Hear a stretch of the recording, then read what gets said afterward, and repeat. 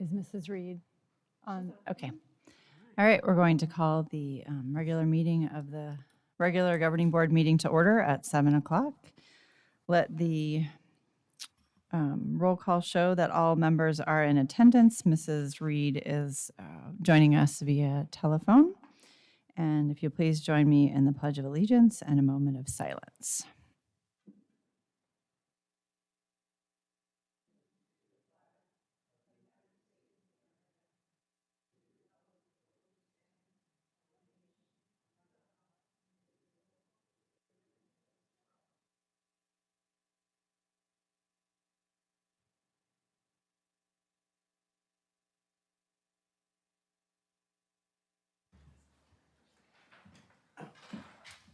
All right, could we please have a motion for the adoption of the agenda? Yes, we can. I would ask that the governing board adopt the agenda with the exception of moving consent agenda item 5O for separate consideration.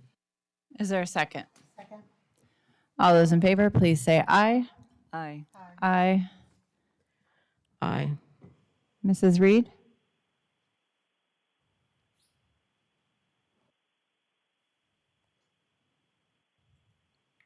Mrs. Reed, can you hear us? She sounds very faint. Aye, Mrs. Reed. Thank Aye. you very much.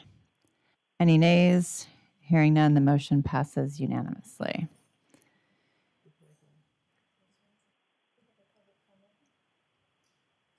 We have one public comment. Okay, could we read the? I can. The board invites public comment on the district's business in general and on any agenda item in specific. All speakers must observe the rules of decorum. Speakers must fill out a card listing name, address, and topic and hand it to the board secretary prior to the president calling the meeting to order. Speakers must make their comments in no more than 3 minutes. If necessary, to accommodate all speakers within the 30-minute limit, the board president may shorten each speaker's time. Constructive criticism is in order. Rudeness, vulgarity, disruptive conduct, or remarks disrespecting personal dignity are not in order and will not be allowed. Under the Arizona Open Meeting Law, the governing board cannot discuss or act on any items not listed on the agenda. Board members may respond to criticism made by a speaker, ask staff to review a matter, or ask that a matter be put on a future agenda. Mrs. Reed, can you hear us? I can now. Okay, wonderful.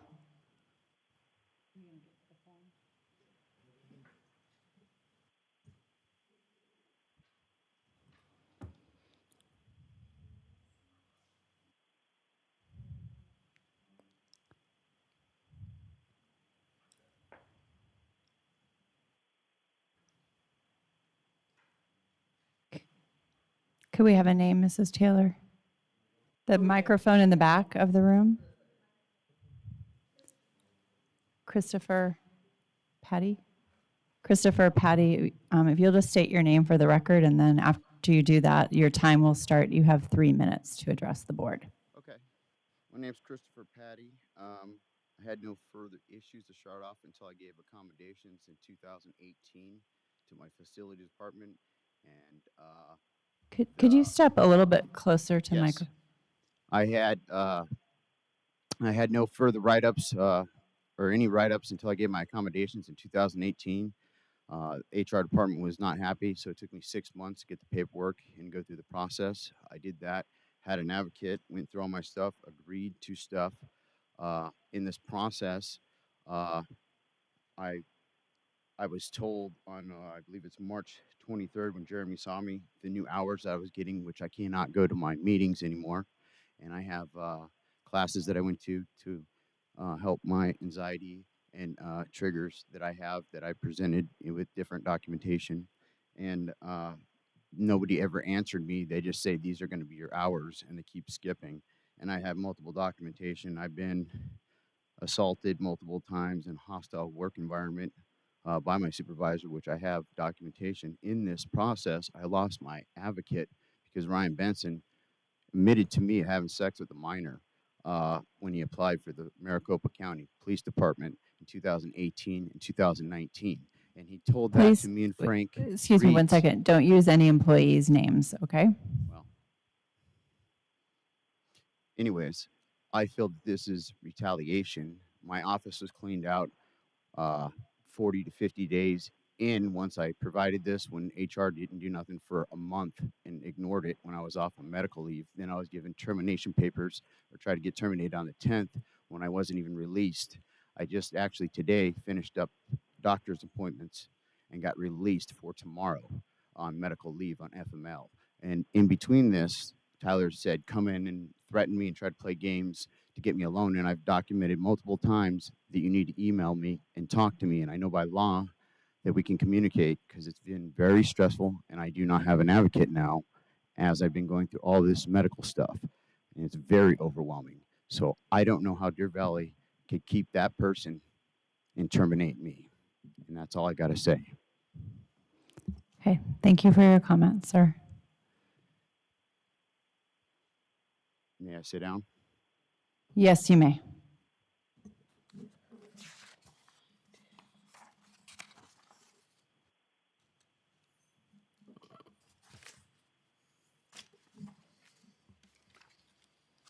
I have a motion for, Yes, I will make a motion that the governing board approve the Deer Valley Education Foundation Memorandum of Understanding for the 2021-2022 school year.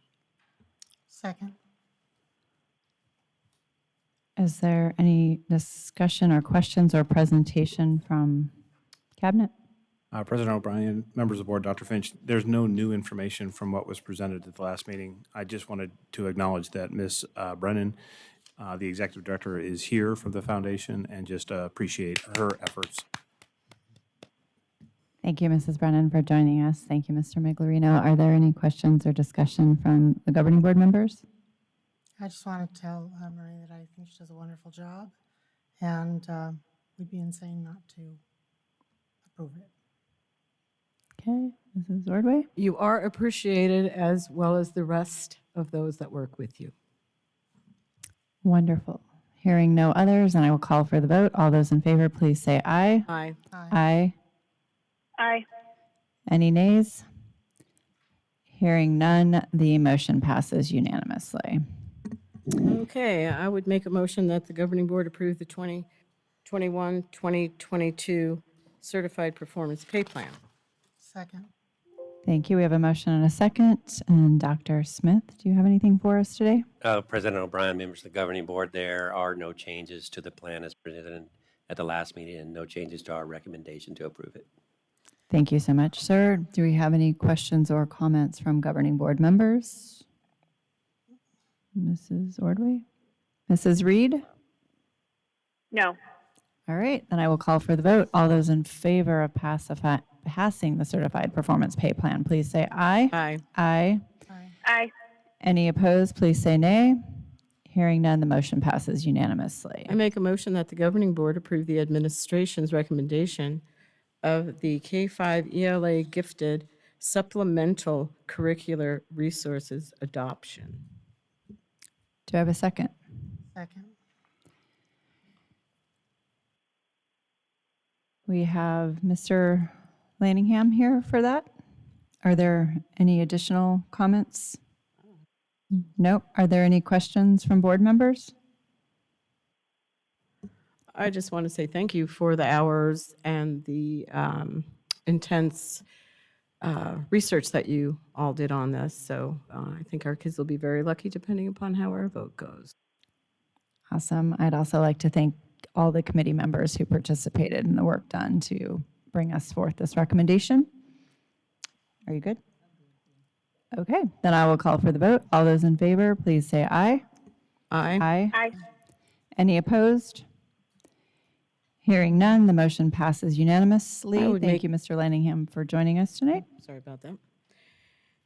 Yes, thank you. And I would make a motion that the governing board accept the administration's recommendation to award Oh, hold on a minute. $200,585, is that correct, Mr. Miclerino? I It's can't read this. 20 million. Is that the million? Holy cow. Yeah, that one.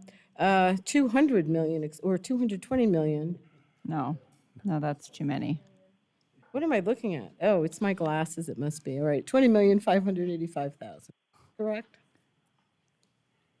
Correct. Guaranteed maximum price to, McCarthy Building Companies for construction of the new elementary school, number 32. Is there a second?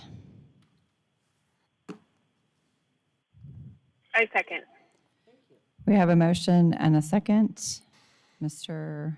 Miclerino. President O'Brien, members of the board, Dr. Finch. So we do have some additional information to share with you regarding Elementary 32. We did preview this at the last board meeting, but there is, I would consider it a fairly significant change to the plan. But the beginning slides are basically going to be the same, but for the sake of maybe those in the audience, I'll go through the presentation once again. This is just the background information. This has not changed. Just kind of the history. We did engage in this project many years ago at the inception of Stetson Valley, the Stetson Valley community. But due to the recession that took place, we postponed the project, and we've now resurrected it due to the student projections, student enrollment projections that we have from our demographer. The timeline is to consider the guaranteed maximum price this evening, so that we can begin construction next month in anticipation of opening the school for August of 2022. So it is important that we're cognizant of some of the timelines involved that are necessary to build, especially with the long lead times on getting materials in the current environment that we're operating in. This slide did change as well. Dr. Finch and I did meet with the State Land Department last week. And so these are just some of the neighborhoods that are nearby. But some new information is the State Land Department is considering some future development that would be just north of this particular school site, just north of the CAP Canal. In some of those conversations, and this future development will be years in the making, just to be honest. But it will have an impact probably sooner than we originally had planned in any of the projections that we have from the demographer. It is important to note that from our initial conversations, it appears that some of the utilities to serve this area, and this is growth that is being generated due to the commercial development that's happening at the TSMC factory that's north of this particular site. But in our initial conversations, the utilities are likely going to be served for this new development from the south. And in our conversations with the city of Phoenix, I wanted to recognize President O'Brien, who wears more than one hat, so Councilwoman O'Brien, for helping us get information from the city of Phoenix about the fact that the 51st Avenue alignment will likely be a crossing of the CAP Canal that will probably serve as access into this future development, as well as provide for the utilities that will serve this new development. So that is in very close proximity to this particular school site, which I think is new information we didn't have when we shared this originally back on June 8th. This is not new information. It is the current boundary, just to give you some idea, lay of the land. The new school is identified there, kind of, remember I'm color challenged, right? So I'm going to say the brown area in the middle of the screen gives you some indication. That white squiggly line that's just east of it is the 51st Avenue alignment. And the blue attendance zone that creates a backwards check mark, that is the CAP Canal. So you can kind of see how close in proximity we're talking about for the crossing, future crossing that would be created. So this just identifies the schools that were shown on the previous map and some of the capacity. This slide did not change. Again, significant. This is the enrollment that was on October of this school year. And you can see we were already over capacity at Stetson Hills. Stetson Hills, West Wing, and Terramar all experience open enrollment, so a lot of choice at those particular schools. This is what the school capacities would look like for the projected enrollment for next year. And all the schools increase in their number of students, which is really just rolling up the students and then predicting what any increase would be from the development, the new development. There's several of the developments are active that were on the previous slide. And you can see all the schools except Hillcrest Middle School increased in enrollment from the previous year's actual enrollment. This is what the demographer is projecting for this particular region. Yellow means greater than 90% of the SFB capacity. That more orange color, if that's the correct color, is that the school has exceeded the school facilities board capacity. And you can see that we are having difficulties accommodating the student growth in this area. And now, just as a reminder, this does not include any future development that may be realized with this new state land development that is new information that we received last week. So here's the modification that we're having to consider as part of the environment that we're in. And it's really a phased construction approach where we would initially construct the school as a K-6 school with provisions to expand it to a K-8 school. And what that means is one of the buildings, Building 500, has 5 classrooms in it and some restrooms on the end. One of those 5 classrooms is the science classroom that was designated. Would not be constructed in this first phase, but all the provisions would be in place to add that particular building at a later date. Building 400 would be completely constructed. It has 14 classrooms in it, but 7 of those classrooms, or half of it, the finishes would not be created in this first phase. This allows us to align the cost with the allocation that we have set aside in the 2019 bond for the school. And it does create a better distribution of students between the existing schools and this new school because it allows the 7th and 8th grade students, at least for the short term, to continue to attend Hillcrest Middle School. So although the boundaries have not yet been established, the attendance boundaries have not been established, it does give us some more options to consider in balancing the enrollment, at least initially with attendance boundaries. There is a formal statutory process we need to follow when it comes to school boundaries, and we will have to engage in that process, but we first need to the board's decision about building the school, which is the decision that is before you this evening. This is basically the school, and just so pictorial to show you the grayed out building is the 500 building that's just, this is very difficult geographically, so just north of the soccer field. And then you can see the cross-hashed area is the half of the 400 building that would not be built out. So that's the extent of the phases. Again, the building would be there for 400, but we would not provide any of the finishes. So what that would look like is the walls, the doors, the windows, the roof would be in place, but we wouldn't have any of the finishes inside. So no wall board, no electrical that would be run, no carpeting, no millwork or the casework that's in. But it would be relatively easy to build that out as we would need it for the particular school.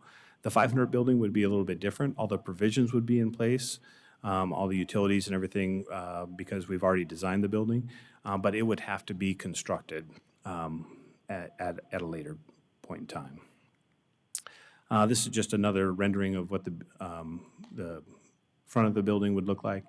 That hasn't changed. The budget that we presented to you back on June 8th does provide us with about $21.2 million for the construction budget.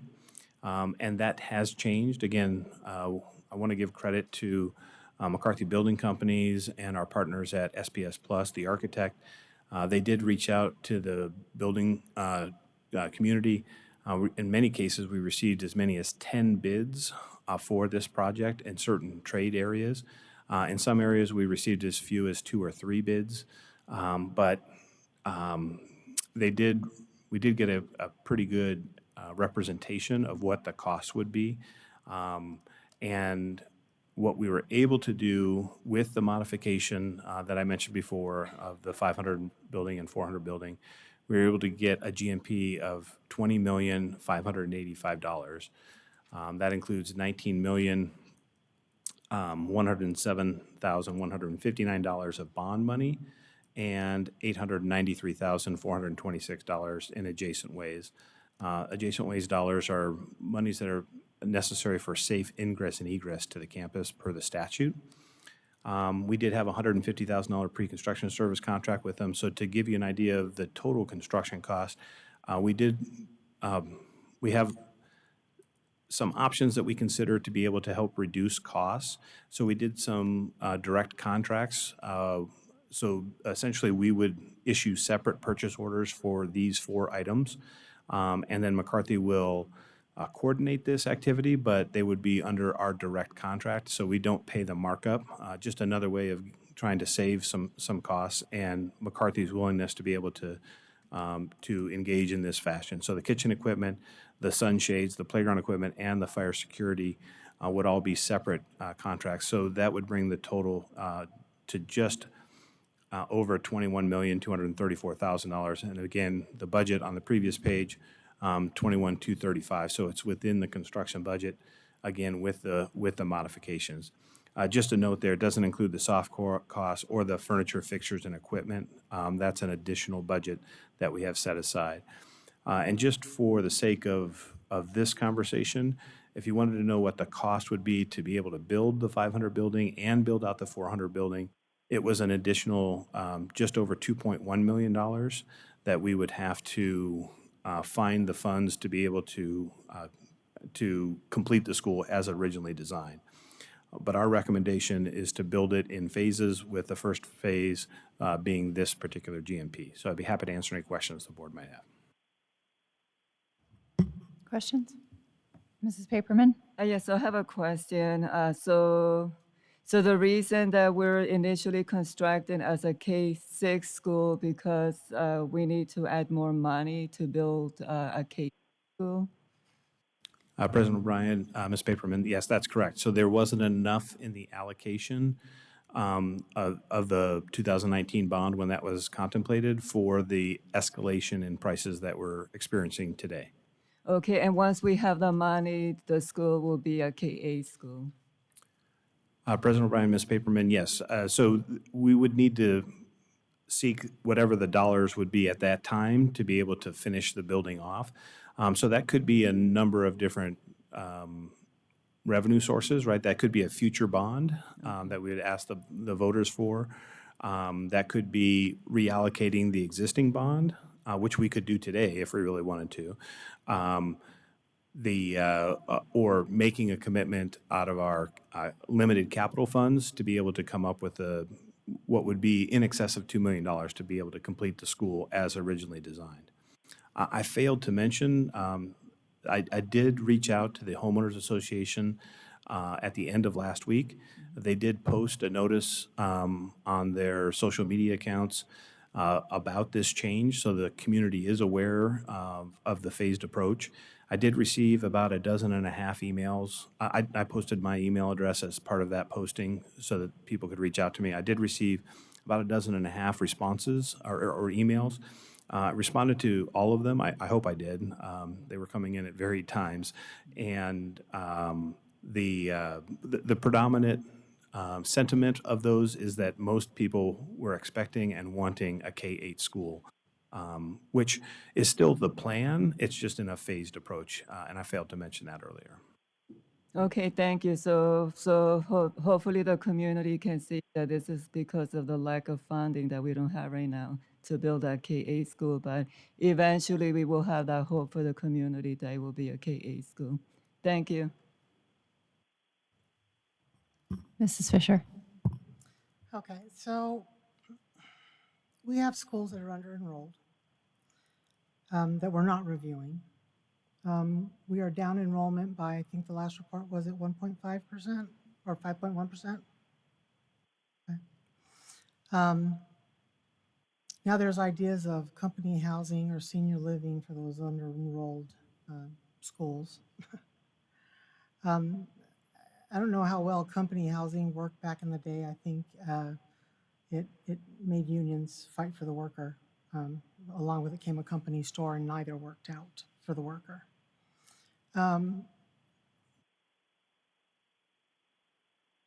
We are now talking about already needing to go for another bond for money to put on our taxpayers, our community. I don't understand why we're even considering doing this right now when we haven't adjusted. And I understand the comments from the last meeting where it's like, well, people don't want to bus their kids away. They want them at the school closest to their home. And that totally makes sense. But from what I understand, if it's not the school that they need, the K-8, their intention is to drive them somewhere anyways. And then when we start adjusting things down here on the south end, the schools that are under-enrolled, turn it into, say, a housing or a senior living community, those kids are now going to be bused somewhere. So what we're basically saying is if you're a wealthy kid, cool, we'll put a school right in the middle of your area. If you are not a wealthy kid, maybe we won't. Maybe we'll not have a school at all. I am appalled that the conversation is even occurring. I am appalled that we would consider building a school when schools are under-enrolled after a year where people have lost their homes due to being out of work, where there's a lot of homes that are being snatched up by people who won't even be able to rent them. And we're talking about adding more taxes. So I just don't even understand why we would consider building a school now. I'm not saying not build it, but don't build it now when we have under-enrolled schools and we have a community that kind of needs their own tax dollars to get through the next couple of years. So that's, if you can give me any explanation beyond what I'm seeing, I don't know what else to say. Yeah, President O'Brien, Ms. Fisher, just to be clear, this is included in our 2019 bond plan, and as part of that plan, and you'll see as Ms. Mock presents the budget, the actual tax rate for the bond is actually going down because our assessed valuation, the overall wealth of the property owners is actually increasing. I think your point was, we were talking about a future bond for future needs as the additional development happens on large scales related to and around the TSMC project. As that property gets added to the tax rolls, it will further decrease the current outstanding debt that we have. So this project won't increase the taxes that the taxpayers are paying. It's already included in what the voters have approved, and we have a plan to create a as level possible tax rate. It's actually probably going to go down over time just because of the assessed valuation and growth that we're experiencing. To your point about when to build it, we looked at in 2008 when we started this project. We actually did the civil design. I mean, we were that far along, and we decided to postpone the project. We're only recommending it to be built now because we think the need exists, because additional development is continuing to happen. It is isolated in this region, as I showed on the chart. We did provide all of the schools to the board in a Friday update. So there are schools that are under-enrolled, but none of them are in close proximity to this particular region. So we do operate in a very competitive environment in the state of Arizona. So charter schools and private schools, which there are several in the area, are a consideration for us. But we didn't make a choice based on the property value of this area, we've made a choice based on the student enrollment projections. So we're building a $20 million building or school so that a charter won't possibly grow. That's not a valid reason to me. And I understand that the schools that are under-enrolled are not in this proximity. That's why we adjust our boundaries. That's why we make those adjustments. And if we don't make those adjustments, do we just keep not adjusting until 1, 2, 3 more of our other schools on the other end till they're empty? What is our cutoff? At what point does our enrollment drop so low that we can no longer sustain a building that we now have to consider what to do with it?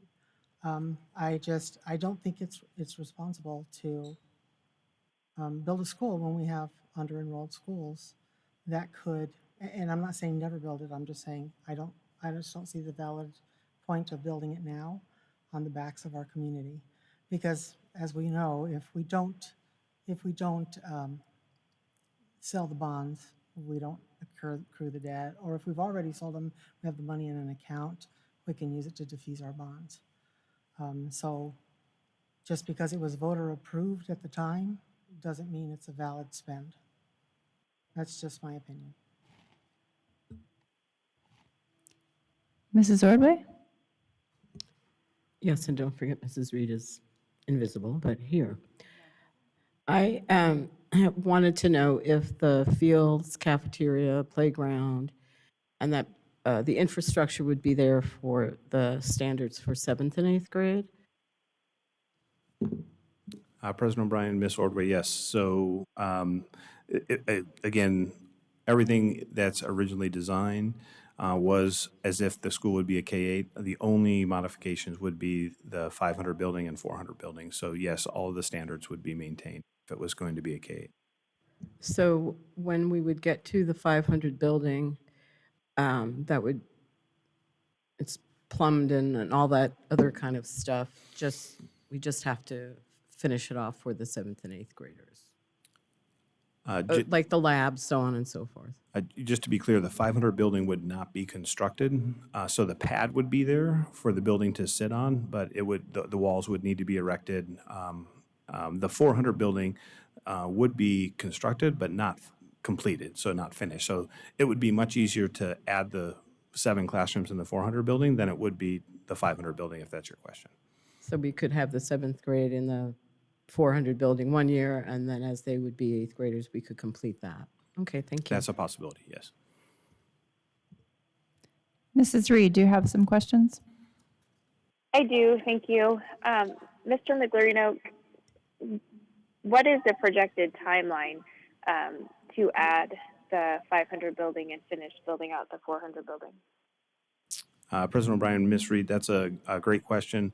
I think it would probably be, in the response, because I've been asked some of the emails that have been sent to me from the community, I think it's sooner than we first would have considered from the demographer's latest report, just because there's a lot of changes that are happening. Some infill projects are happening in the area. So I can't quote, I don't want to pin us down on a date because I don't want somebody to say that in 2 years it would be built. But I would tell you that I think it's sooner as opposed to later. So if I had to guess, it's easily within the next 3 to 5 year window. Okay, thank you. And then are these projects that would be able to be completed over the summer? President O'Brien, Ms. Reed, that's a great question. One of the reasons that we picked this building, obviously it's a grade building, but it's also the position that it is on the campus. It would allow for that to even happen on an active campus. So we could isolate this particular area and potentially build this during even the school year. But yes, this could be a project. We probably, just in terms of the summer period is so short in duration from the last day of school to the when the staff returns, we would probably need to get started prior to the end of school, but I think we can do that on an active campus because we could partition this since it's on the perimeter of the courtyard area. Thank you. And then I know Mrs. Fisher briefly touched on the bond authorization and how we use those funds, but for people that are going to reference this meeting later or who are watching, could you just take a minute and explain what our responsibility is to our taxpayers when we go out for a bond and we ask them to authorize us to do this, how we have to use the funds and the time limit that we have for it, please? I certainly, President O'Brien, Ms. Reed, so the authorization just gives us the authority to be able to sell the bonds. We have 10 years from the authorization or from the election to be able to sell those bonds. But in the program, we actually indicate not only what the projects are going to be, but also the timelines. So for this particular bond, we said in 2019 that it would be a 5-year initiative. And so we identified the projects over the next 5 years, going back to when the election was in 2019.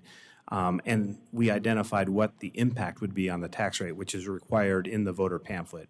So per the voter pamphlet and per the projection that we had to include for the tax rate and the impact on the taxes, we have a program of selling the bonds at a certain dollar amount over a certain period of time. For us, it's almost annually that we go out to the market and sell bonds because that's about the appetite that we have just to be able to complete the project. So it's in the neighborhood of, well, if you take the $175 million bond that was authorized in 2019 and divide it by 5, you would get the annualized amount. It's not equally distributed that way, but it's close enough for the sake of this conversation. And so we are obligated to complete the projects that we have identified in the bond pamphlet.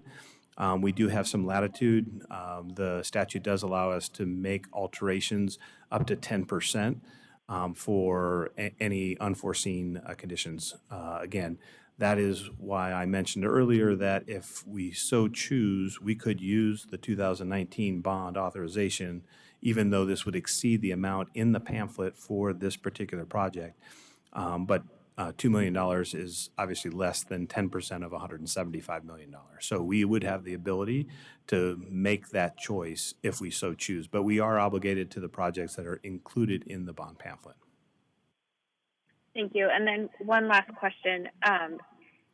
Can you explain a little bit more about the reallocating if we decided to do that? What other projects we would maybe taking that $2 million from, and what the thought process was from administration as to why that wasn't a choice as recommended to the governing board?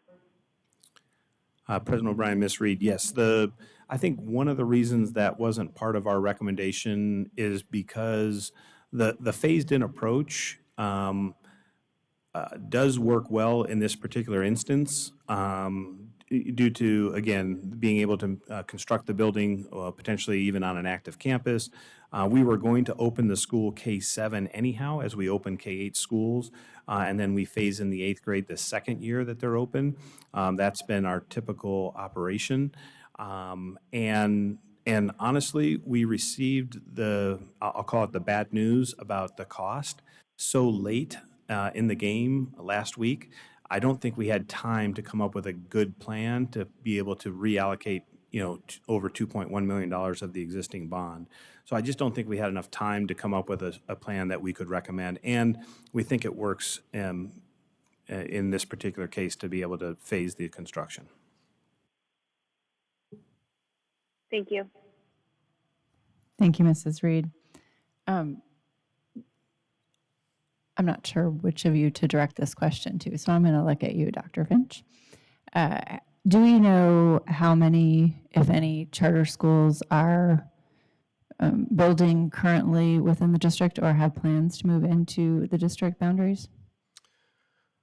That fluctuates. They're not required to let us know. But my general mantra is that we have 39 schools in Deer Valley, and we have about 39 private and charters in our boundaries or in our immediate access. So this same discussion happened last time we built one at Union Park. Great Heart said they were going to build one there if we didn't. And as you know, Union Park is already over capacity. So they go where the money is at. And so if we don't build something, I would not be surprised if they came right behind us and built one there.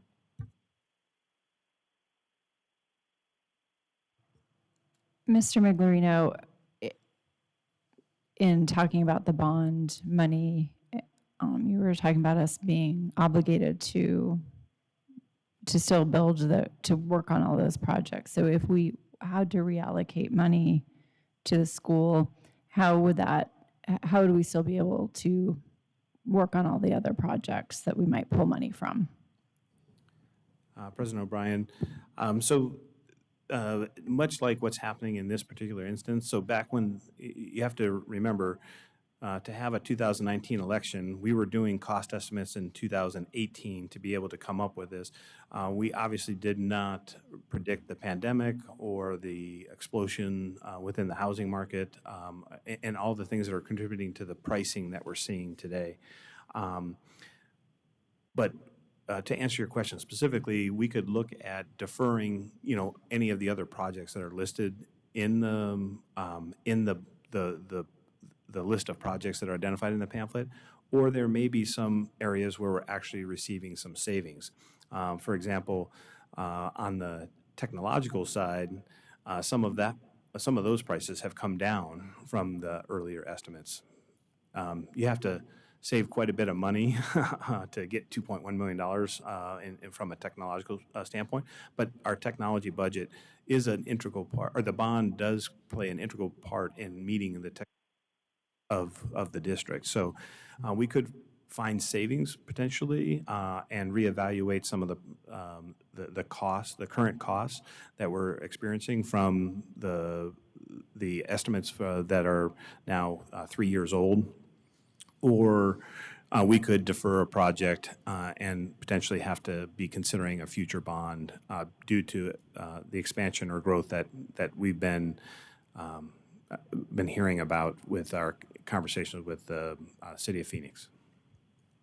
Thank you.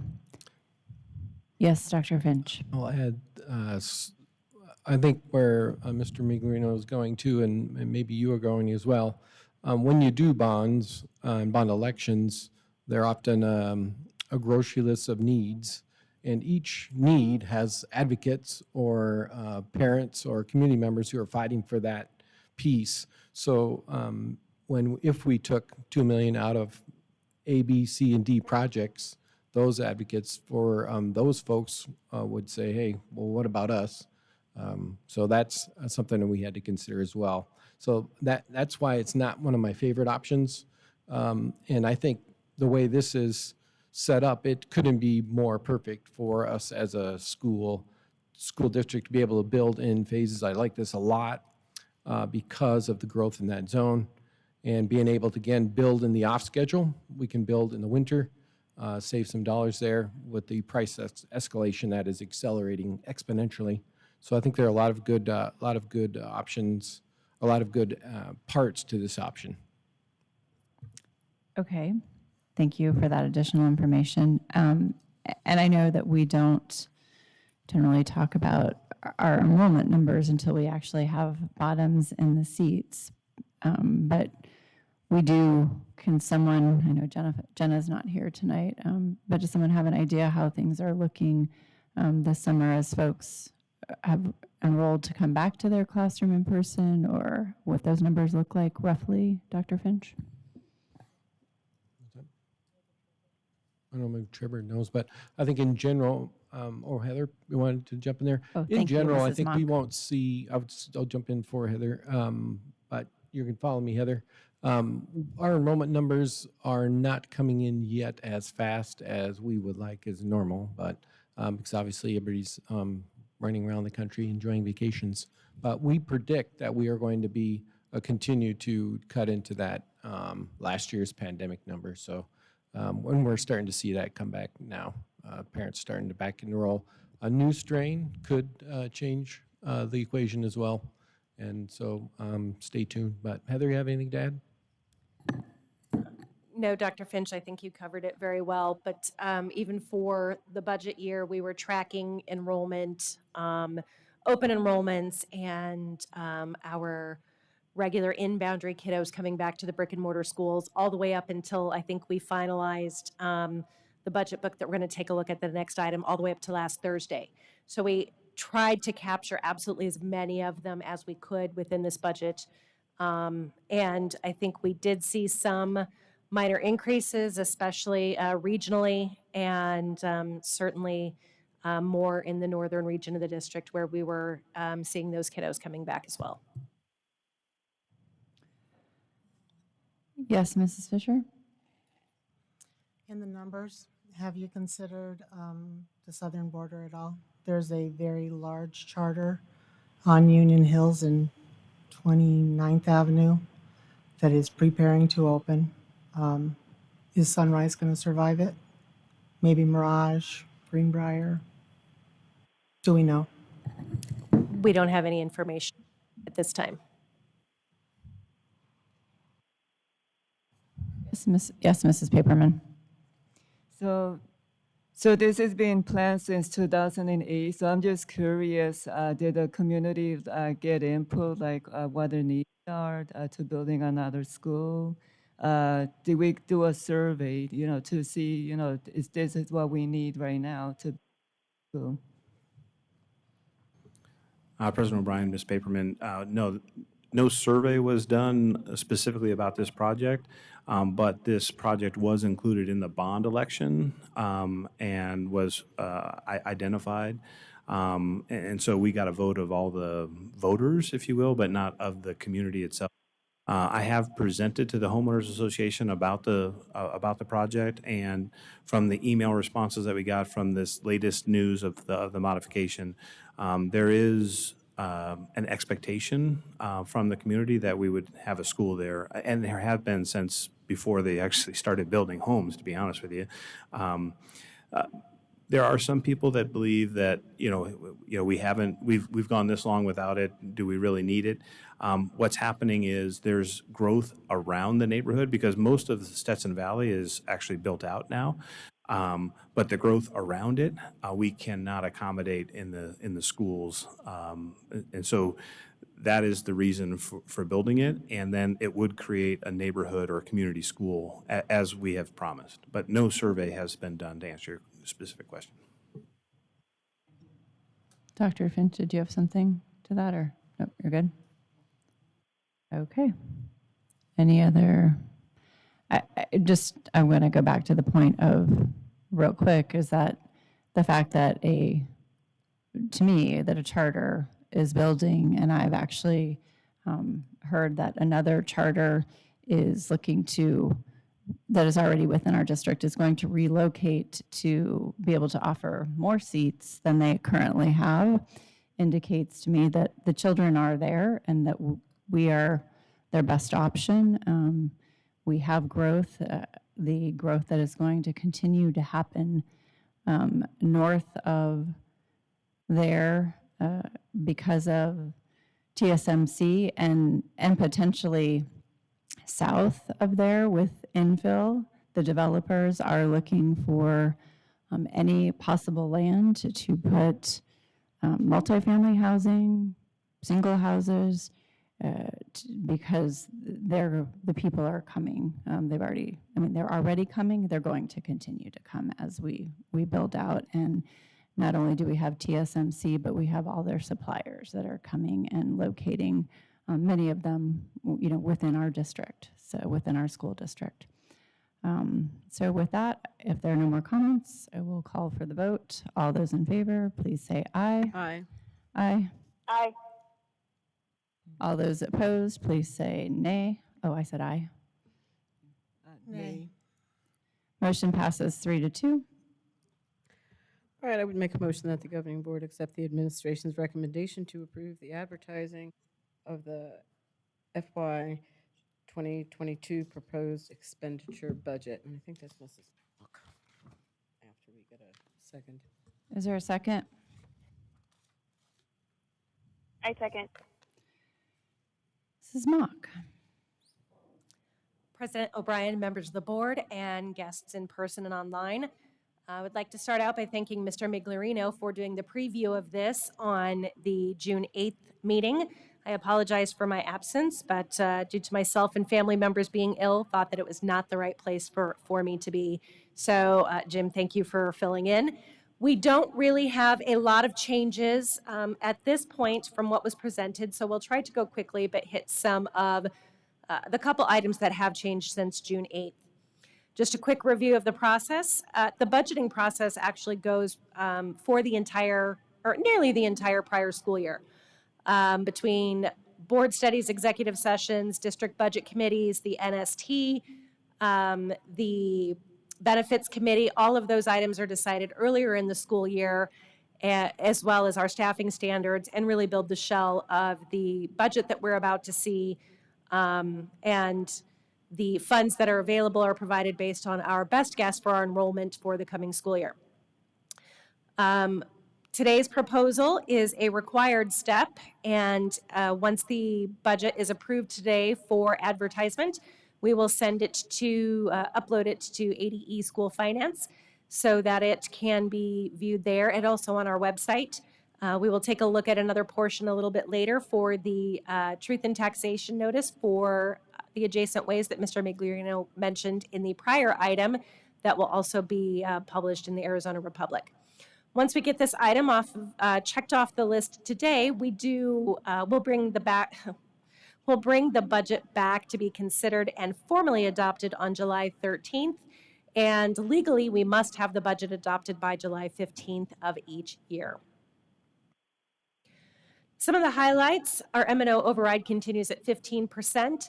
We did have some slight inflationary increases to M&O, or the per pupil amount. There were two portions of that. 1.21% was the inflationary increase, and just under $33 for the governor's 20 by 2020. Just as a reminder, we actually provided teachers the 20 by 2020 last year. So this is an addition for us that we've actually already provided to teachers, but we continue to provide the salary increases as well. This item I probably should have put on the last bullet because we won't know if this is approved. We have some proposed increases to give to the Group B weights. The legislature was scheduled to meet today and the Senate did meet. However, the House did not and are now rescheduled to meet perhaps on Thursday, should they so choose, and we may have a state budget by then. So the forms that we are presenting tonight are draft forms provided by the Auditor General's office that will be uploaded, and we hope to have the official forms once the state budget is passed. Unfortunately, our teacher experience index is decreasing for a second year in a row, and the teacher experience index is based off of the average years of experience, not only for our teachers, but for the state average. So it, even if we had the same years of experience, if the state average increased, our TEI may decrease. M&O carry forward, I think Mr. Migliorino mentioned this in the last meeting. This is a little bit more than what we looked at when we proposed the salary increases and some of the other portions of the budget that were approved earlier in the school year. But at this point, we are projecting it to be about just under $12.8 million. As a side note, at least $6 million of that is our funds that we expected to have in the carry forward from the reinstatement of distance learning reductions. We have another $2 million that we hope to have reinstated that would be part of our carry forward if the legislature passes some of the bills they have to reinstate the distance learning as fully funded as well. These are just some standard highlights of the proposed budget. Same staffing standards that we've used in the past years. Significant note is district additional assistance, which is our capital. For the first time in 13 or 14 years will actually not be reduced, and we will have that full allocation. That is a bonus for us because with a slight projecting about the same number of students we have this year, or maybe a couple students less that otherwise could have been a decrease for us, but thanks to the full restoration, that is going to be an increase. We continue to use half of the funds in our 5 cash accounts, whereas previously we had used, I believe it was a third of the funds, and we anticipate that being about $2.8 million next year. This is just a highlight of the what we see, the increases and what we see decreasing. We do have an overall decrease to our M&O override, our decrease to our Group A and our Group B weights, and all of those amounts are based on the decrease in enrollment. Even though we are projecting that we will have about the same enrollment that we had last year, the reason the budget is less is because we did budget last year at the same as FY20. So even though year to year we are using the same numbers that you might find in our state reports, for budgeting purposes, it is a decrease. We do have that 10.2, almost 10.3 million additional carry forward, more than what we had budgeted last year. The additional 4.9 potential $1 million in potential FY21 budget adjustments. Those are the $2 million that we may expect that I mentioned in the previous slide for the distance learning restoration, and any additional budget adjustments we are made for ESSER 1 in this fiscal year that would cause adjustments moving into next year as well. And some additional items that may happen coming into FY22 are additional carry forward depending on how the fiscal year ends. We do have until August 30th to pay all of our outstanding invoices, and between August 30th and the end of September, we'll be finalizing the fiscal year, so it will still be a couple months before we know our final carry forward. If by chance we have any additional opportunities for using cash accounts, any reserve balances, any more federal grants, we haven't mentioned yet for next fiscal year, ESSER 3. We are mostly using that at this point for our summer programs for the learning loss and social emotional learning for students, and otherwise have not plugged that into FY22 and are hoping to save that if needed for FY23, but that could be an option for us as well if we need it.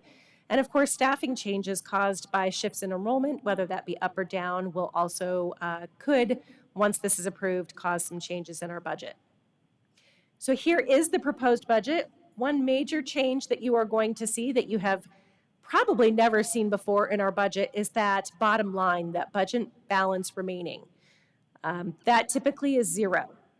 When we budgeted for staff and at the schools and the budget allocations, we budgeted as if we were not going to get any students back. But when it comes to the forms at the state level, what we're, I don't know if you would call it an ask, but we're putting into our projected budget is at least 700 students coming back to the district once we return to a more normal in-person learning. So it is preparing for just the same amount of students that we have next year on our operating budget, but making sure at the state level that we are able to capture the cash and the budget capacities should those students come back. So before I move forward, so that $7.5 million on the budget balance remaining is basically on hold until we see if the students come back to the district next year. But I know some of the conversations that we had at the preview on June 8th was whether or not we're going to be able to add some of the one-time payments that are coming in FY22 that were approved as part of the salary recommendation, if we're going to be able to add those to the base salary. And if we get those students back, it looks like that, I don't want to make any promises yet, but if those students come back and we're able to realize the best case scenario, that is a very strong possibility. We're just not able to make that promise yet, so that $7.5 million is just sitting on that line, waiting for all of our kiddos to come back and make it a reality. Staffing increases provided for all employees. We've talked about that already. One thing I do want to point out, I apologize. When you saw this on June 8th, it was closer to, I think, $7.8 million. In case you're wondering where those funds went, we found out early last week, just in time to make the changes for this, that our SEI grant and our SEI budget, our structured English immersion, was cut in half. And so we had several FTE of our English language learner and ELL and ELD teachers that we had to move back into M&O. So if you noticed that budget balance remaining had a slight difference, that was the difference. We did work with HR to make sure that we finalized all of the schools and their staffing and that we had them just ready where they were, where we needed them at this moment. But the major changes really came from our English language learners program and that budget at the state level being slashed. Some other notes, we increased our contingency to $1 million by $1 million as well for a $2 million contingency. Let's see, we had some decreases of staff due to the enrollment and some increases in classified staff. Those typically are our paraprofessionals, but not always. Non-staffing changes, I think we've already talked about in the past, but not at this meeting, the sliding Arizona State retirement contribution. Water and sewer, we saw an increase this year, so there's a need to increase that utility line. Property liability insurance, I think Mr. Miglierino did a good job at the last meeting explaining that we are just due to the current volatile climate that we are having difficulty purchasing our reinsurance and needed to increase that line as well. Increase to private tuition. We saw an increase to some of those private placement tuitions this year. And perhaps we won't see them again next year, but maybe there are charges that will stay. But for example, some of the private placement schools started charging cleaning fees or additional transportation fees for taking the students to and from the schools. So we did see some increases from them as well due to the pandemic, and that is a portion of the increase to the private placement tuition. And we did establish our capital budget at $11 million for FY22. I believe it was $9.8 million is what we kept in district additional assistance last year. We will take a look at the district additional assistance cuts. Cumulatively, over the past 13 plus years, it's been over $115 million in funds that the district has not realized that we will never get back. So we needed to make sure that we're putting more of that district additional assistance, since it's being restored, into capital so that we can increase the budgets. Mostly what we want to do is put it back in the schools. They've got some delayed capital needs, especially on some of the aging campuses, that will make them more attractive to all of our students as well. So that is the goal with the district additional assistance and the $11 million for our capital. Just some tax rate changes. Mr. Miglierino hinted at the last meeting that these were going from the projections that we were looking at. And I'm going to tell you they're going to change again because we're just guessing. We don't actually get to formally set the tax rate, but we do need to put our best guess into the budget forms. And so right now we are projecting both the primary and secondary rate decreasing. Primary by 2.4% and secondary by 4% for a net overall decrease. I think it was, 2.1. I was thinking it was 3.5, but that may have been an earlier version. So, but it's mostly due to the the increase in the net assessed value, which you can see in the bullet above, increased 5.8% district-wide to just over $3 billion.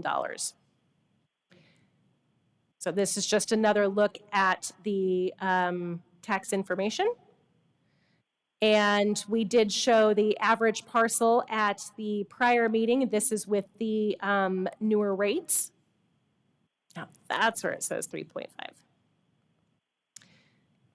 And I thought we actually had, I think maybe the slide must be hidden. We had the slide in here that showed about 5 different parcels and what that would look like. But here you can see it on the average parcel. We talked about the adjacent ways. That's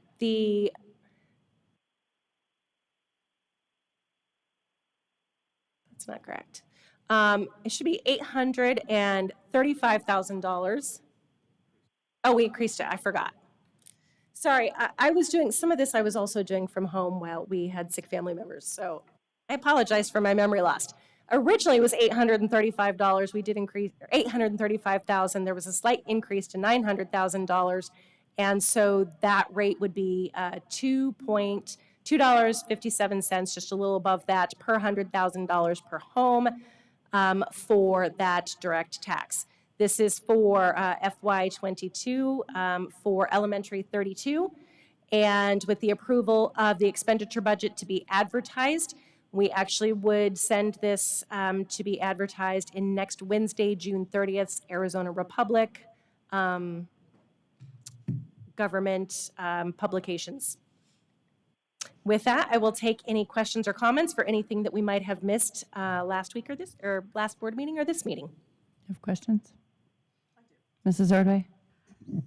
That was a very awesome report. Thank you so much for the information. It's good to have things to read before the meeting. Anyway, with the cutting of the SEI, are we looking at that being some kind of an incremental year-to-year cut, or was there an explanation for that? The state told us that there were more people applying. So the budget at the state level did not decrease, but those applying, it's a grant, and we had over $500,000 in the past, and we are now, I think, barely at $200,000 with the new allocation. So it really was that it just became more competitive. I don't know if more districts were just aware of it and the opportunity. Perhaps, and for us, it was difficult because our program is growing as well. So it was kind of a double hit there, and I know our folks in curriculum were slightly devastated last week when they received that news. Okay, thank you. Other questions? Mrs. Paperman? By when are we going to find out? Because I know last time we talked about that we have a 5.1% student reduction, which is $9 million. So by when are we going to have the numbers, how many students have left the district or how many students are coming? President O'Brien, Ms. Paperman, that is a great question, and it's very difficult to answer. Unfortunately, when students want to come to the district, they have to enroll. They have to let us know they're coming. We don't always receive that courtesy when they are leaving the district. Oftentimes, we don't know until the 10th day of school when we have the 10-day no-show drop. And so we don't typically start reporting or counting any of our enrollment with any sort of accuracy or confidence until about the 11th day of school. We've got the enrollment projections, not the projections, but we know from PowerSchool we can pull that data at any time.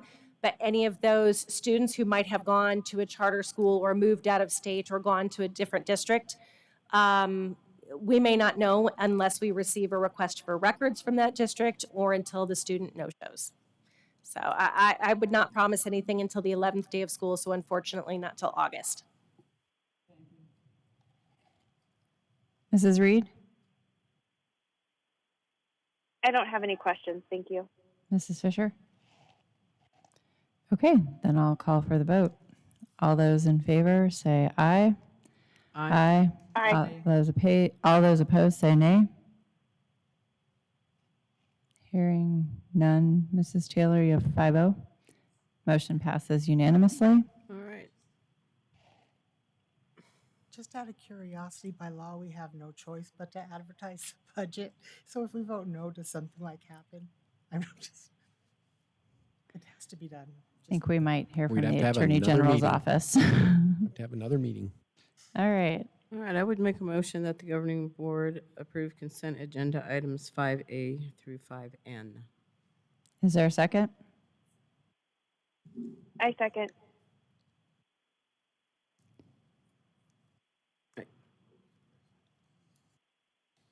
Okay. All those in favor, please say aye. Aye. Aye. Aye. Aye. Any opposed, please say nay.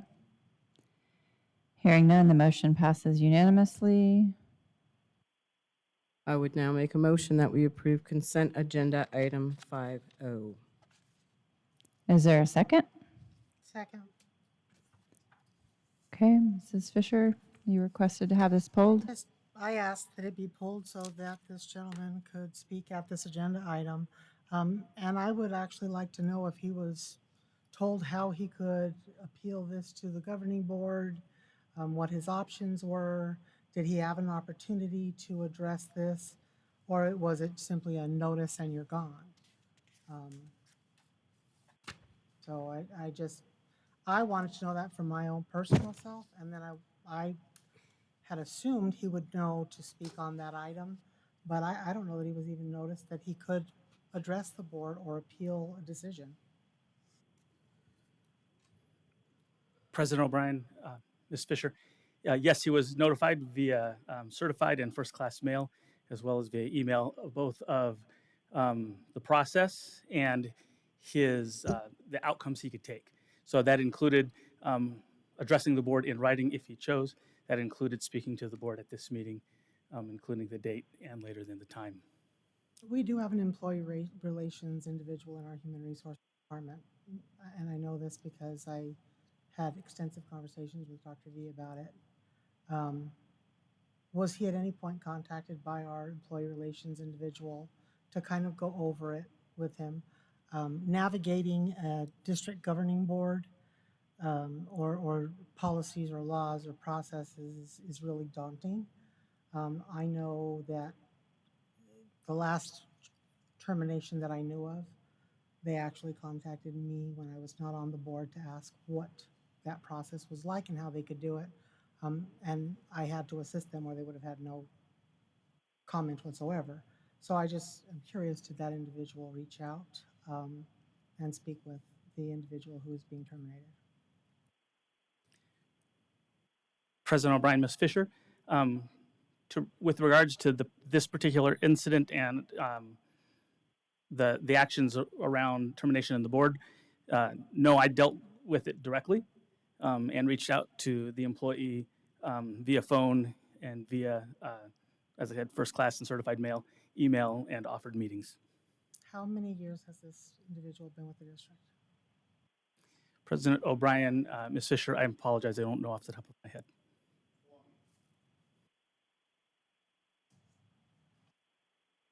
Okay. Those are the only questions I can ask. Personnel issues are generally not done in an open meeting unless an employee requests specifically that they are done in an open meeting. So I can add a couple things. One, we used Udall Shumway to guide us through the process anytime we're dealing with ADA, FMLA, et cetera, we use our attorneys. We also follow the process, due process systems in our in Deer Valley. So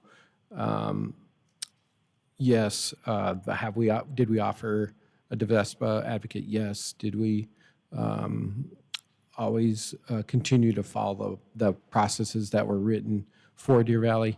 Yes. So all the complaints that he had were investigated properly, et cetera.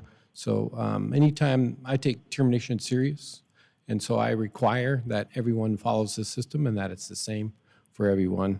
And in a situation like this, obviously involve our attorneys to make sure that we're following proper protocol, and they did. none of that information was provided to the board, so I can't. Yeah, you can't give you that stuff. That's why I'm giving to you now. The board sees that, has seen that stuff in the past. They generally see the full termination in executive session. Not true. Not true. Maybe not under this administration, but under most administrations. I've never done it in my 23 years. All I can say is that, well, I guess there's nothing I can say. I do not believe that we've had a process that has been completed appropriately, and that's all. Well, I can guarantee you that it has. And it's interesting that some board members want accountability, and then we have accountability, then we don't want it. So my It's not a matter of position. not wanting accountability. It's a matter of wanting consistent accountability Yep. for all employees. We are consistent. Yep, I totally so- agree. That's my concern as well. Totally agree. That's one thing I, as superintendent, definitely require from Deer Valley HR department. So, sorry. So what is it that, I guess I'm missing, what it is you don't believe you received? Well, the only thing we did receive was the letter that was sent by a certified mail. And I did email in and say, is there anything beyond this? And was said, nope, there's nothing else, that's it. Generally, there is a due process, and the individual is able to discuss it with the board, not generally in an open session. We generally have an executive session on matters such as this. That's Often- certified. Hold on. Oftentimes, school districts will treat a certified staff different than an administrator, and then definitely different than a classified staff, with the consideration, the thought of we have contracts versus we have at-will employment. And that's just a standard of HR. It happens. When you start looking at the situation of a 20-year employee, which I did not know before this moment, but a long-term employee, especially one that has had, maybe is on leave or has not had 20 years of bad reviews or what have you. When we haven't seen that, or we don't have that, it opens a liability to the district. And when we see other employees whose behaviors are significantly challenging, that go unchecked, I just think it opens us up to a liability, and I just can't vote yes when I don't see that there's been a proper Miss- process. Mrs. O'Brien, can I say something? Yes, In the Mrs. River. past, when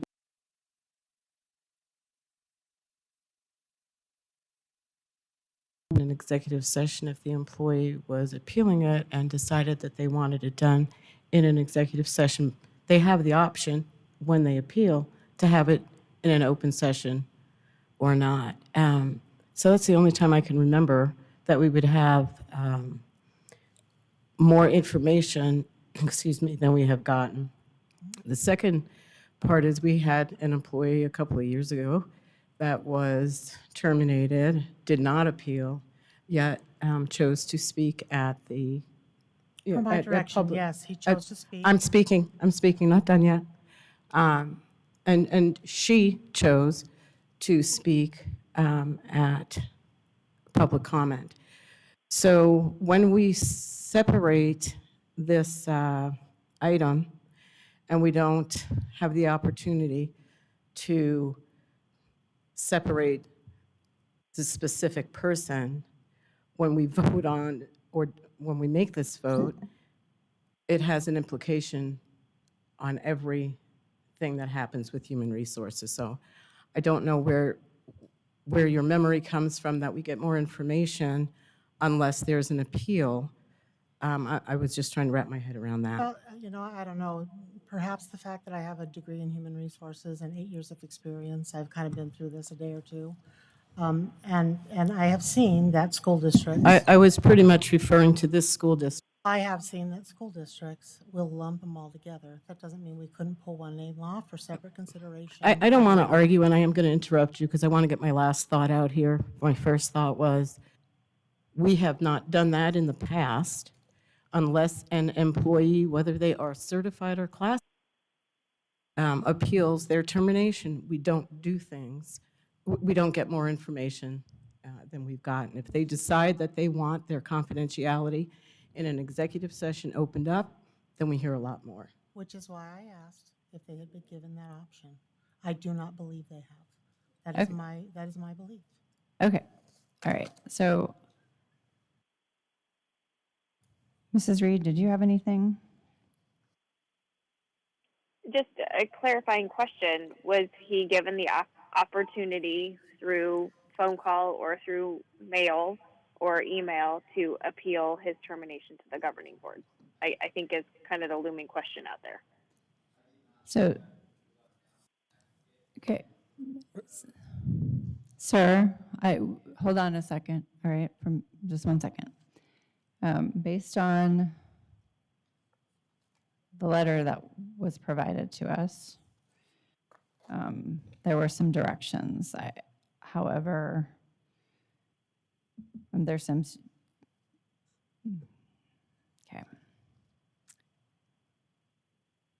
So I'm going to make an amended motion.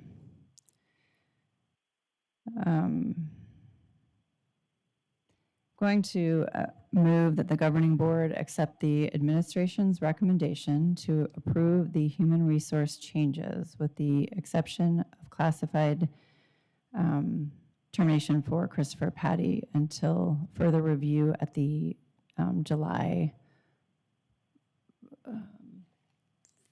13th meeting. Sorry, thank you. I have a different meeting in my head. That's my amended motion. I'll I'll second. second. We have a motion and a second. Is there any discussion on the amendment? Are you recommending an executive session? Because that is the prerogative of the employee, not Deer Valley Unified School District Board. I would ask that Mr. Edinburgh contact the employee to request if he wishes to have an executive session. If he does, then yes, I would ask that the board be convened for an executive session in that matter as soon as possible. And if the employee does not wish to have an executive session, then the matter will be brought back on July 13th with no additional information. So, Mrs. O'Brien. Is you're that, sorry, can sorry, that would be correct. We would get no additional information unless there is an executive session. Okay, yes, Mrs. Ordway. To clarify, there would only be an executive session if the employee asked or said that he was appealing his termination. Correct. You don't just get an executive session. Yes, to I'm check. asking Mr. Edinburgh to follow up with him to find out if that would be the employee's wishes and then would be For the scheduled. record, that is not our process. The process is that he responds in writing or shows up to the meeting for classified employees, just to let everyone know. Sorry, say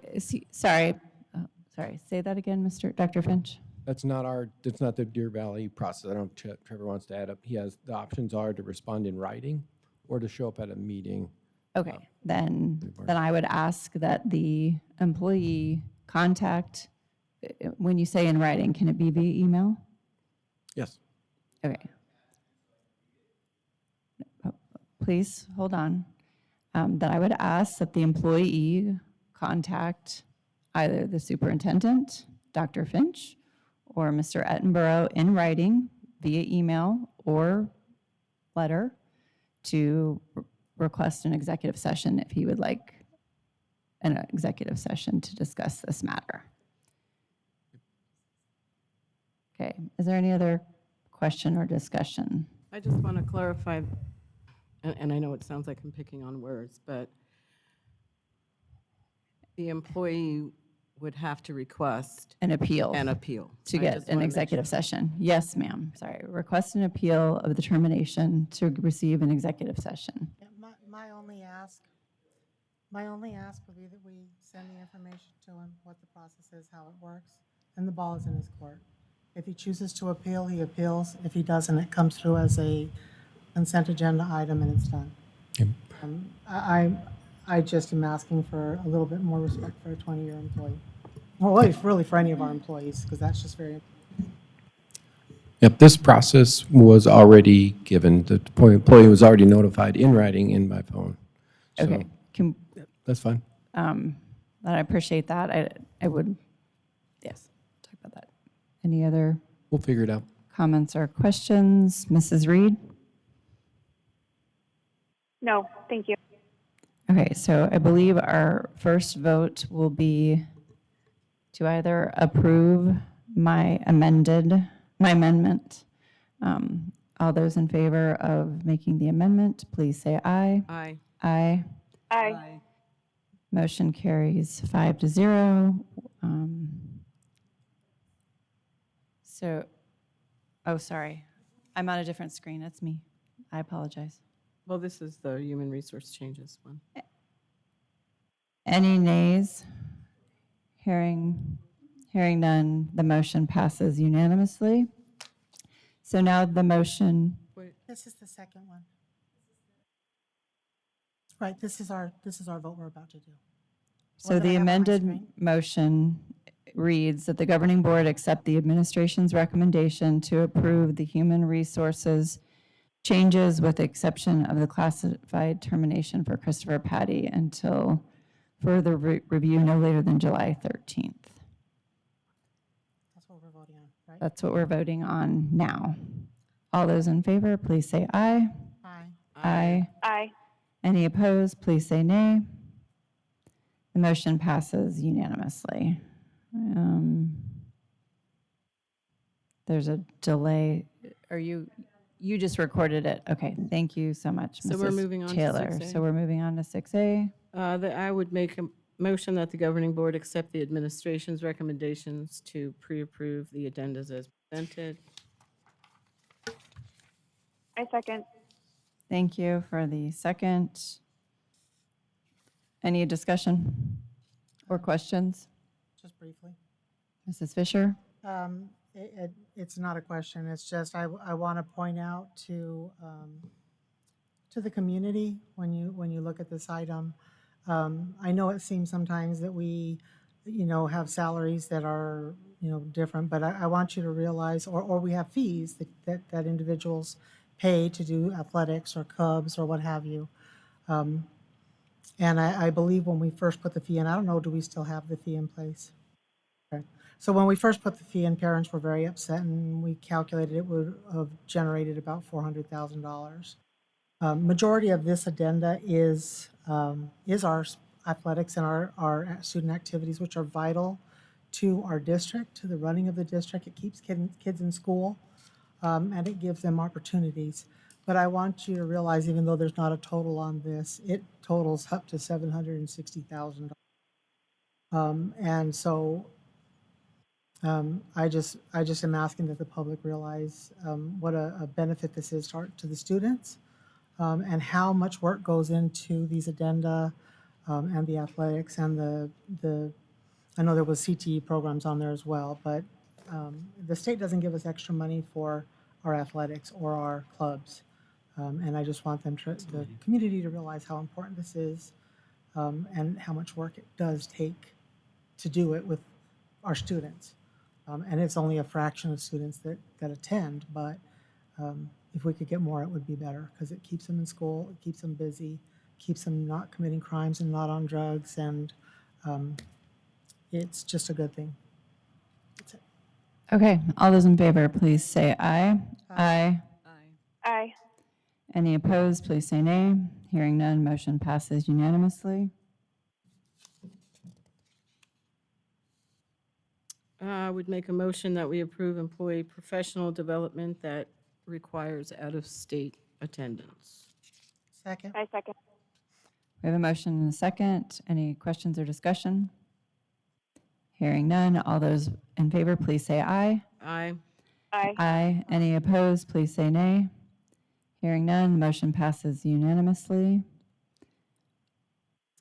All right, I would move that the board approve administration's recommendation to authorize negotiation of a new agreement and initiate notice to terminate the intergovernmental agreement between Deer Valley Unified School District and the Maricopa County Library District for the North Valley Regional Library at Boulder Creek High School, effective June 30th of 2022. I second. We have a motion and a second. Dr. Finch. As you know, I've been working on this for 4 years. And so this, basically, our attorney recommended that the board approve it. So this is the reason why we're going this route. The current agreement will expire in 2022. So this is a formal reminder to the negotiators that a 1-year reminder that we need to have a new agreement in 1 year. So that's the purpose of it.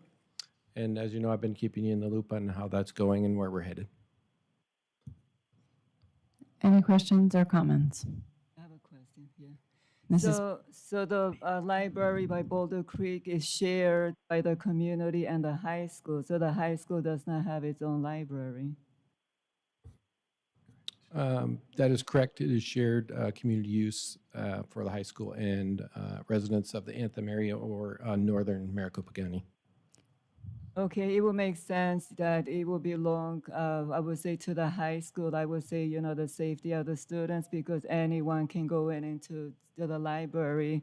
And I believe within the library, this class is going on too. So that'll be great if we can separate. Any other questions or comments? This is really just to send notice that we're going to go into negotiations or an agreement. It's not the actual agreement. I Correct. think we're going to need a lot of information. And we want to make sure our students don't lose resources. We want to make sure there's not better options and whatnot. We're just going to have to go with it and see what happens. Okay. Mrs. Reed? Yeah, I think it's very important that our community understands some of the safety concerns that the district has had. I know that the board has been given a lot of information through our board update, but I think that it's really important for Dr. Finch to just kind of give a little bit more of a overview of what we're looking at and the authorization to go into the report from 2018 that ASU did. I think that's really important for our community to understand.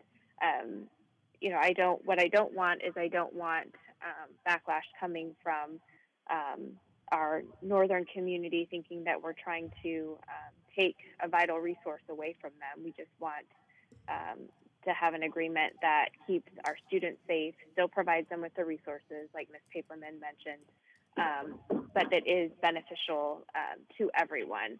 And from what I understand with reading the information provided in 2018, the district has been carrying quite a weight of financial burden as far as not charging rent and things like that. So, Dr. Finch, is there anything else that you want to add, or do you just want to leave it with what you stated? I can add a little bit more. Our agreements go in 5-year increments. And again, it was 2008, 2004, 2008, somewhere in there. Mr. Miglorino might know off the top of his head when it started. So basically at the birth of the Anthem community, so probably 2002. This has been Like 20 years. 1999 is when it started building up there. So it was an original agreement that keeps getting renewed and added to and changed. And again, I've been working with the county since my arrival on different options that we could look at. To Ms. Paperman's point, safety obviously is my number one concern, especially post-Columbine. High school being a major event in the history of America really changed everything. And so to that end, our schools are definitely more safety conscious, but this current arrangement with the interaction of adults on our high school campus with a very large campus, 2,300 students, is definitely something I'm not too excited about. So we have to find a different arrangement where we can both still serve the community and serve our students, as Ms. Paperman also pointed out, by not having it available for actually their own media use during the day without appointments, et cetera. It really puts the Boulder Creek High School students at a disadvantage compared to their other 4 high schools who have media centers for their students. So I anticipate that it will work out. We've worked well with Mr. Gates has been a part of it over the years, and looking forward to working with the county officials on it. Cindy was one of my first contacts with this. She retired, and Jeremy Reeder, I believe, is current library supervisor. So I'll be working with him on a new plan. And as you mentioned, economically, Deer Valley Unified School District has been carrying the load from the financial side. So we've also learned that that is not quote unquote legal anymore. It was back in 2002, but we just learned from our attorneys here 2 weeks ago, I think I put that in Friday update, that governmental agencies can't supplement others without fair market value. So we have been doing the AC, supplies, custodial, et cetera, for 20 years. So that will have to change as well. So as Mr. Fisher stated, this is just to discuss negotiations, or that's what we're authorizing tonight if we vote that way. And hearing no other comments, I'm going to call for the vote. All those in favor, please say aye. Aye. Aye. Aye. Any nays? Hearing none, the motion passes unanimously. Item 7A is fiscal year 22 insurance proceeds plan, and I believe that that's going to be our friend, Mr. Miglerino. Actually, I believe Ms. Mock can do a better job with this. Oh, my notes are wrong, Mrs. Mock. President O'Brien, members of the board, and guests still hanging with us. I promise this will be riveting. It is another one of those required, as Mrs. Fisher mentioned earlier, required approvals for the next fiscal year. We are projecting, this is actually, in case you're wondering about the statute and have nothing better to do than look it up, it is 15-1103. As of the end of this current fiscal year, we project we will have about $40,000 in our insurance fund. Barring any unforeseen unfortunate incidents, we may receive approximately $130,000 in the coming school year for claims, and are asking, or will be asking actually at the July 13th meeting, this is just a preview, to approve the plan for FY22 to spend $170 million, that would be great, $170,000. That's how I keep your attention and make sure you're still $170,000 of insurance proceeds in FY22, and I will take any questions if we have them. Okay, hearing no questions, we'll move on to governing board reports. Mrs. Paperman. I would like to say that I attended for the first time ASBA training, and as a new board member, I did learn great information. For example, record request and other that it helps board member understand, the process and the districts and the law. So I did have a great time and a lot of great input.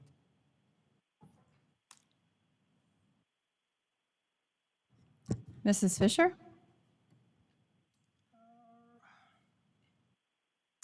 In the last couple weeks, I did manage to have a wonderful visit with Mountain Ridge. As with the other high schools, it was great to hear that things are going well, what's going on, the new improvements that are happening. Especially, I did again get to see their turf the day of the final inspection, and it is beautiful. Even if you are a football hater or something, I don't know why you would be, you just have to admit that they're beautiful fields. They just are. And it's going to save a lot of student clubs trying to come up with the money to paint the end zones all the time. I also wanted to take a moment to ask that we keep our wildland firefighters and all who are fighting fires across Arizona in our thoughts and prayers. The photos are amazing. I enjoy seeing when my brother posts them, but the destruction is real and there is so much danger. So please keep these brave men and women in your thoughts, and our state and the people who potentially could lose their homes and property. I'm asking that we consider having a study session about the direction of the district so that we can include the public in the conversation. The topics, or at least a couple of the topics, number one is transparency. This past week, there was a community member who put their interpretation of the superintendent's contract or pay on Facebook and several Facebook groups. I knew the numbers were not correct, and I told them their numbers were not correct, and I asked where they got them. Unfortunately, their response was, "We found it in your spreadsheets, you will have to look." So I can't even verify what their numbers were.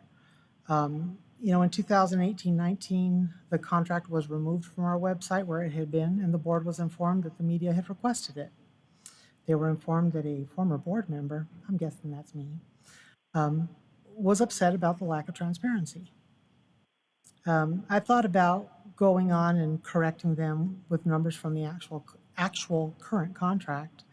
But then that's just not my place to do online. I know that we're supposed to correct them or send them to the district to be corrected, but I just feel that this is misinformation to this level that's put out there is a consequence of not being transparent with our community. And I hope that we start becoming transparent. The second thing I want to include in the study session is parents as partners. While the status you reference in the notice provided parents with right to make educational and medical decisions for the children, they do not allow parents to describe the details of how the school district in which the parent chooses to enroll children mitigates the dangers associated with COVID-19. The Arizona Parents' Bill of Rights allows parents to select the type of schools their children attend, but does not permit parents to control the manner in which the district protects the health and safety of those it serves. This is the last two lines of a letter that was sent out from the district. I've also heard the superintendent say similar things in board meetings.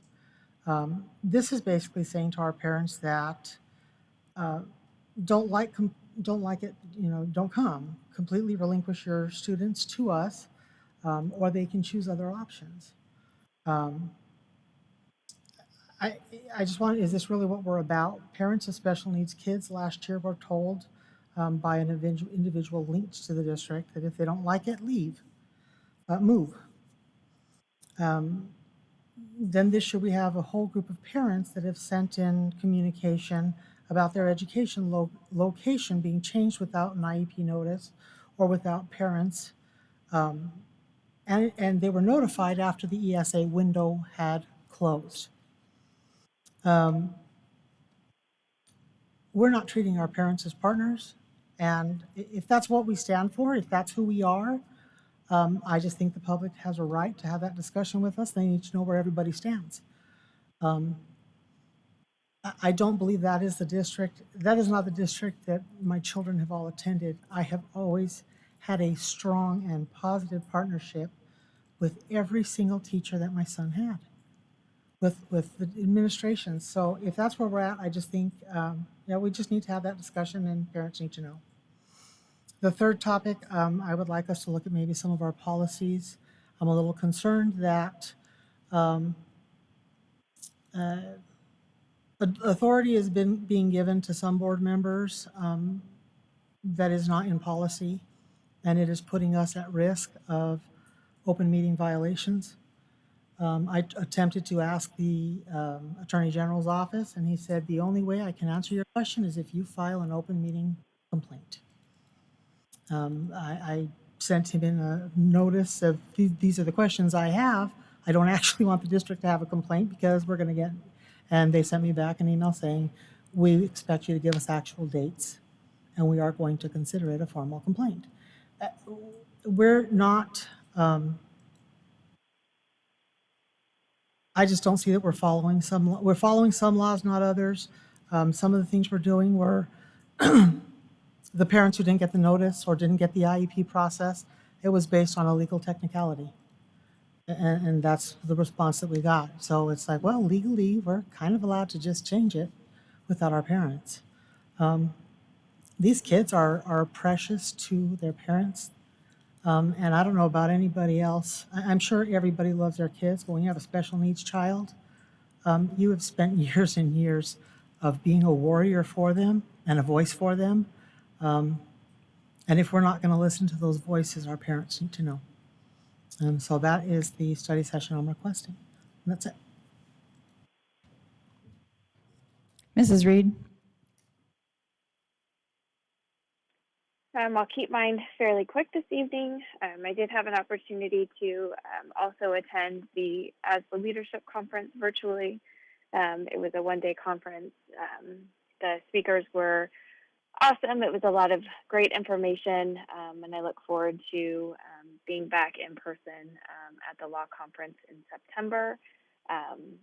Just hope that everybody is taking good care of themselves over the summer. It's been really, really hot in town. So please make sure you're hydrating and taking all of the precautions that you need to in order to keep yourself safe and your family safe, especially our maintenance workers who are still doing things outside. And I hope that everybody continues to have a great summer. Thank you. Mrs. Ordway? I've had a couple of opportunities to go see the new fields. I'm going to miss the smell of that fresh cut grass, but yet they look beautiful. I think our football players and marching bands and whoever else is going to be utilizing them is going to be very excited at how their uniforms are so awesome against those green colors and the other school colors. I did run into a couple of students here and there from a couple of different high schools. Question is, are we offering in person or on American Sign Language? I don't need the answer now, just send that out, because I think there's maybe some high schools that are not, I'm not sure. But for some reason, that happened to be the popular question of the kids I ran into. I had an opportunity to go over to Boulder Creek and meet a couple of owlets that were fledging, and they're very cute. People are keeping them watered, not taking them inside, but they're keeping them outside and watered. The other summer work that our teachers are doing, and some extra summer work that our classified are doing, is just going to be amazing for our students when they return. The summer school programs, otherwise known as Pathways, I think that we're going to get an update on that, but I've heard a lot of good things from the students that had been attending that felt like maybe summer school was the thing for them instead of school during the year. I don't know how that works out for anyone, but it was interesting. So I appreciate everyone keeping the machine going, the organization moving, and our kids in mind. And last but not least, I'll probably forget somebody else, but our summer feeding program and that really awesome bus is something that I think maybe we could get a couple of pictures of that and roll them on social media, because the kids are very happy that they're getting to, eat in the cafe. So thank you very much. Thank you to all the board members. I want to say that it's wonderful to hear that board members are being able to get back out on campuses and see different things, from Mountain Ridge turf to summer school and other items.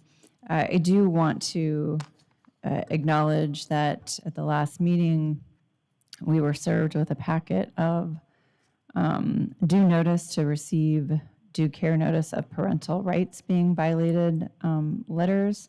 And the district did respond to all of those letters. I do want to note that per the district, we received 40 of these notices, either in the mail or at the board meeting, based on research by district administration. 28 of those notices were received from people who do not live within our boundaries, nor do they have children attending our schools. Of the 12 remaining that were submitted, 7 of those people represent 5 households that live in our district but do not have children currently in our schools. The 5 remaining people represent 4 households and do live within our boundaries and have children attending our schools. And they all did receive a letter. I'm not going to read it here for you. It does, the comments in those letters, though, regarding their parental rights being violated or related to mask wearing and vaccinations for school. I should be specific: COVID-19 testing, COVID-19 vaccination, and mask wearing related to COVID-19. So we do take our relationships with our parents seriously. I raised 2 children in the district. I've had good relationships with our administrators have worked across the district with parents and community members and staff.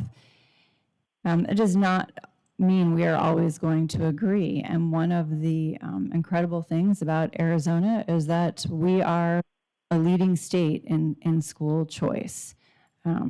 I do hope that our parents and families will choose our local schools, but it is certainly important for each parent or guardian to determine what is best for their student or students or children, because I want it. I believe our district wants it, for children to achieve all that they can achieve, and be successful. And so we want to support our parents. I happen to know, though, that sometimes in talking to families, that they can't find what they're looking for, or what they want in a Deer Valley school. And we have talked about through COVID even that we cannot always be all things to all families and students. So I do believe Deer Valley stands for working closely with our parents and our community members that have children in our schools, or it should say parents, guardians, and grandparents sometimes. I've made a notation, Mrs. Fisher, regarding your request, and we'll work on seeing how that will work into our meeting session, and with folks are here or not here over the summer break. In addition, I also attended the ASBA. It was their last, hopefully our last virtual conference, and I thought it was an excellent one. The summer leadership one is always usually kind of inspiring and reinvigorating as it relates to going into that summer break. So I hope other boards will take some time to have a treat and work on board member relations as well. With that, I hope everybody is taking care of themselves this summer and staying cool, and please stay off the mountains. I'm going to put that little plug in there. We are doing more mountain rescues. Somebody died recently on the mountain. So if you have to hike, please hike like literally as soon as the sun is rising. Take lots of water, take a buddy, take a charged phone. And that'll be my City of Phoenix soapbox that I'll get off of now. Mrs. Fisher has one more thing she would like to say. I just want to, for community members, teachers, staff, public, I have a group of teachers that I've worked with in the past that has come to me to advocate for them. And I have some special needs parents that have come to me and asked for me to advocate for them. Neither of these two groups are in Deer Valley. So if at any point you see me advocating for teachers because they have had financial or payroll issues or things of that nature, or some special ed kids that have had some concerns, please know they are not Deer Valley. They have nothing to do with Deer Valley. Please don't assume I'm Deer Valley. Thanks. Thank you for that clarification, Mrs. Fisher. And Dr. Finch, your report. I'll be short as well. We have, obviously, Ms. Ordway talked a little bit about summer learning. All that stuff is in full go mode. We have online learning going on now. We have in-person. We have Level Up, Community Ed's rolling. So this is the peak of learning for summertime for us. I was in class today helping some ninth graders solve a cube problem. Being a math guy, that was helpful, kind of, to the team. We got a pass from the other team, so it worked out good. Also, our fields are making progress. We have 2 done, and that's Mountain Ridge and Boulder Creek. And our next one in line is Goldwater. They're about 7/8 done, and then we'll be, I believe, Deer Valley, then O'Connor, and then we'll be all done with those. Also, some good news. We did receive some state data. Remember, the testing was limited, or tainted, maybe the right word, pandemic tainted, but everyone was in the same box. But the good news is we are, as predicted, basically crushing everyone, which is great. And in our current environment, obviously, we did learn across the state that if you're in school, you're going to learn more. And those that went virtual struggled a little more than we did. And obviously, the schools that even went longer sometimes did better than us. So in general, pretty excited about our state data. We did a good job. Thank you, Dr. Finch, and congratulations to the district on that good news. With that, we'll say that the meetings are posted, and I will Make a motion to end the meeting at 8:55 or 9:55 or 8:55. I'm not staying until No, 9:55. I'm You not either. can. We have a motion and a second. All those in favor, please say aye. Aye. Aye. Any opposed? Motion passes unanimously. We are adjourned.